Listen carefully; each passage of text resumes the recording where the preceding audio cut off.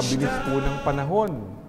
Natapos na naman yung ating episode sa ating palatuntunang ito at ang dami po nating natutunan, lalo na sa pagbabahaginan tungkol sa batas ng Diyos. Mahirap talagang sumunod sa batas, pero alam natin ito ang magdudulot ng kaayusan, ng direksyon sa ating buhay. Hindi lamang sa pang-araw-araw kung may batas sa gobyerno o batas sa paaralan o batas sa opisina. Ang batas ng Diyos ang magbibigay ng direksyon para maayos yung ating buhay at magkaroon din ng direksyon patungo sa buhay Diyos. Nagpapasalamat muli tayo sa ating co-host, si Father Mar Baranda ng Holy Rosary Parish at Chancellor ng Diocese of Pasig.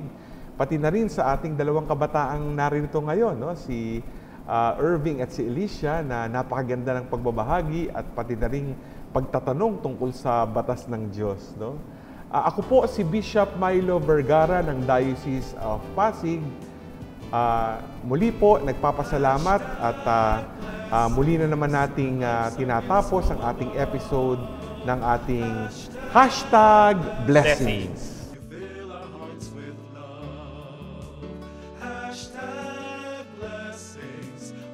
Our gifts from above.